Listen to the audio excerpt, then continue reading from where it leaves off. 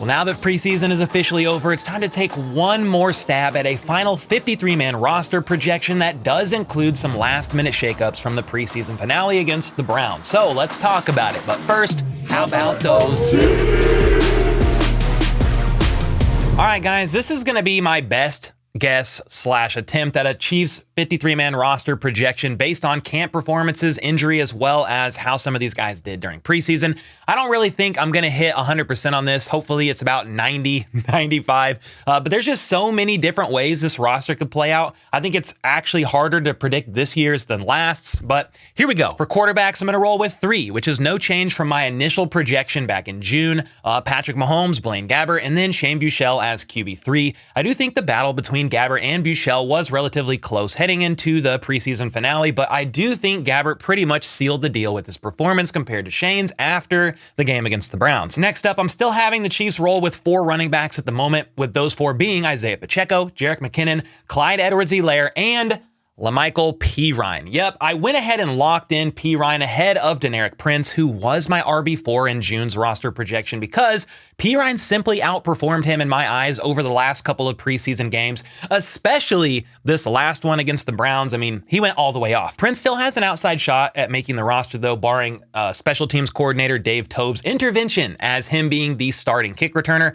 But I personally am not sure I saw anything from Prince this preseason on kick returns that demands he be the starter, though I will admit he had a small sample size. And I realized the Chiefs could also roll with 3 running backs instead of 4, which they have done even in recent years. They've gone with 4 total a couple years prior in a row, but that also included a fullback. So it was 3 running backs and a fullback. So it's not impossible they roll with 3. I just think with Pacheco being recently cleared for contact, McKinnon being the age of 31, and CEH not being able to stay healthy a lot of the times either, you should probably roll with 4 as a valuable depth piece. Now, could CEH actually be cut or traded? I guess so, but what value does he really have in a trade? So I'm just going to opt for the Chiefs to keep him as a valuable depth piece, a guy that knows the system inside and out. But wouldn't be shocked if KC figured out some other alternative via a trade, or the very much smaller chance that he ends up getting released. Anyway, for the wide receiver room, the only difference between now and June's is I'm going to throw in 7 wide receivers instead of 6, and I'm going to add in Justin Ross as the 7th wide receiver.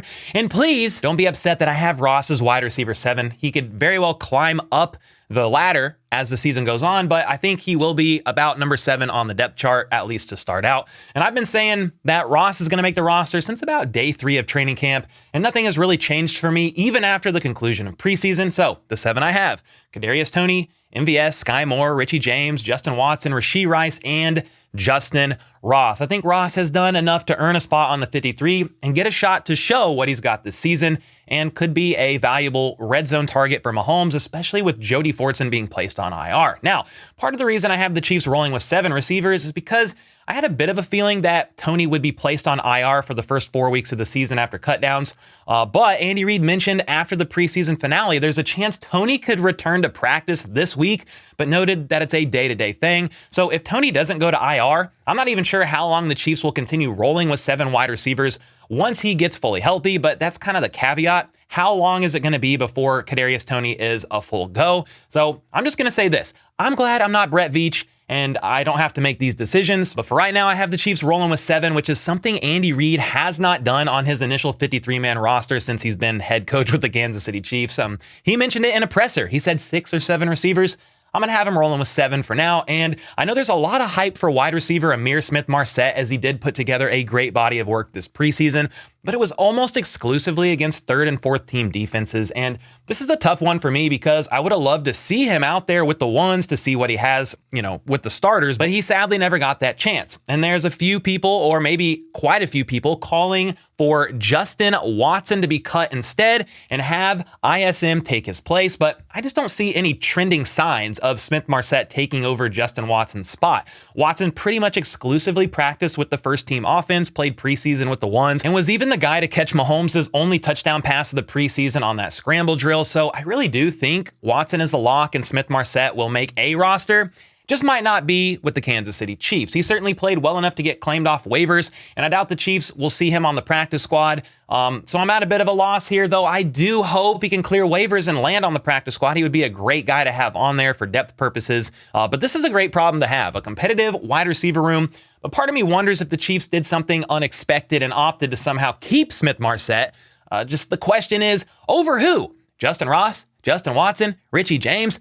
I just don't see it happening from the outside looking in with no real team connects. So I'm just going to go with these 7 and wish ISM the best in his next chapter. However, if I'm wrong and the Chiefs keep him, that would be pretty exciting for one. The question just is, who in the heck are they going to remove from this room to make room for ISM? And the last note I will make on the wide receiver room is wide receiver Nico Remigio. He could very well be a candidate that the Chiefs stash on IR for the season like they did with Justin Ross last year. He dislocated his shoulder a couple weeks ago at a camp practice, and so they very well could put him on IR for the year depending on the severity of that shoulder injury. Remember, Jody Fordson dislocated his shoulder as well. He was placed on season-ending IR, so hey, if they're high enough on Nico Remigio, you could see that happen, and maybe Nico is somebody that emerges as a valuable piece in the wide receiver room next season. Next up, I'm going with 3 tight ends, Travis Kelce, Noah Gray, and Blake Bell. I had 4 on the initial projection back in June, but sadly, Jody Fordson was placed on season-ending IR,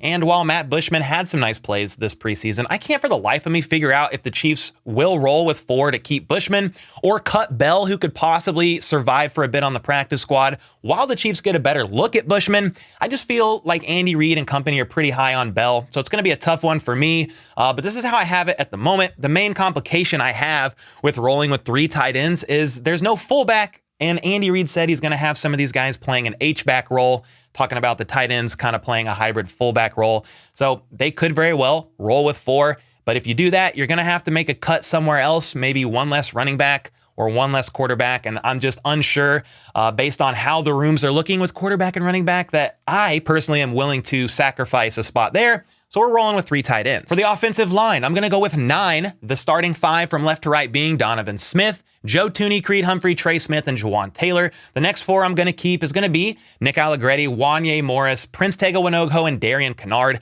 I could very well see the Chiefs rolling with 10 and keeping Lucas Niang, which is what I had on my initial roster projection back in June. I had him rolling with 10, but the addition of rookie Wanye Morris is a good thing. I think he can develop into a nice swing tackle role, and that's why I'm going to keep Prince Tega Wanogho on there as well, because he'll probably be the next man up before Wanye. However, Nick Allegretti recently injured his shoulder at practice, and I hope it's not too serious. If it is, though, this will change what the O-line could look like, and maybe Mike Caliendo or somebody like that sneaks in there instead. So yeah, this is going to be a tough battle, and Lucas Niang may be trade bait. I don't know that they cut him. He's still on his rookie deal, though I think it's his last year off the top of my head.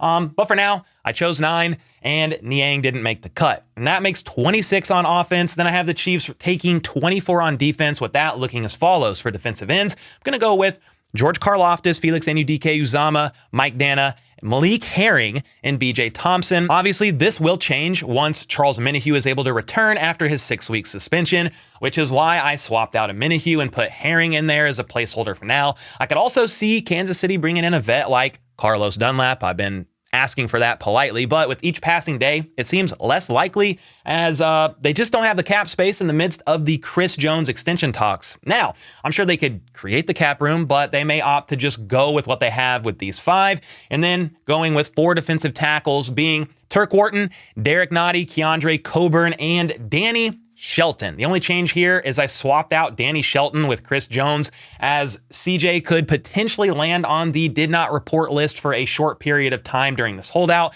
and wouldn't technically count against the team's roster limit. However, if Chris Jones returns here very soon, I would say Shelton is the odd man out here, or they opt to roll for an extra DT and remove a defensive end. It's just a very tough one to decide. The coaches know best, not me, just my best guess. But I also wouldn't be surprised to see the Chiefs try and snag at least 1 defensive tackle off the waiver wire, or attempt some sort of a trade to try and bolster their depth there if needs be. However, for now, I'm rolling with these 4, but hopefully sooner than later, Chris Jones returns, and if so, he's obviously in, and I'm just going to roll with Danny Shelton out, even though I think he's been having a pretty good camp and preseason so far. For linebackers, I'm going to go ahead and add in one more from my initial 53 roster projection back in June. I initially had 4 linebackers, with those being Nick Bolton, Willie Gay, Drew Tranquil, and Leo Chanel, but I'm going to add Jack Cochran back on there for his special teams usage, which he was used exclusively for almost last season, one of the main special teamers, or played the highest percentage of special team snaps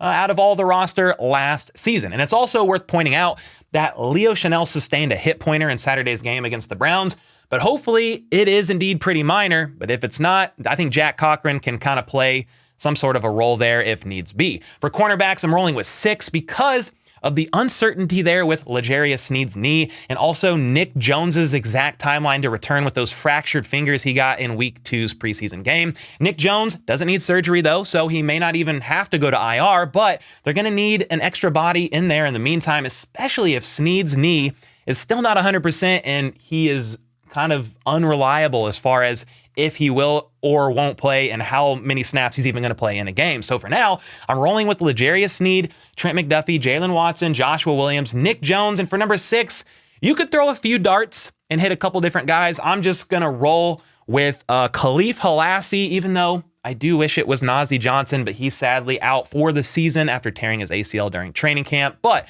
Khalif Halassi, he had a bunch of standout plays this preseason, and while you could roll with Echo Boydo or Lamar Jackson instead, I'm going with Halassi. I just think based on the health of the room, they could opt to go with 6 corners, which means they very well could then roll with only 4 safeties instead of 5 like I had back in my initial 53 in June. So in June, I had Justin Reed, Brian Cook, Mike Edwards, Chamari Connor, and then Deon Bush. And I personally, even for this one, I struggled going from 5 safeties to 4 because I think with Nazeeh Johnson out for the season, Deon Bush could be a pretty valuable special teamer for Dave Toub, but he's also a vested vet, and therefore I could see him being cut and then would not have to clear waivers, landing on the practice squad for the time being while they work out their cornerback room situation. You could also call Bush up a few times pretty early on in the season as well if Toub feels the need to have some extra help on special teams.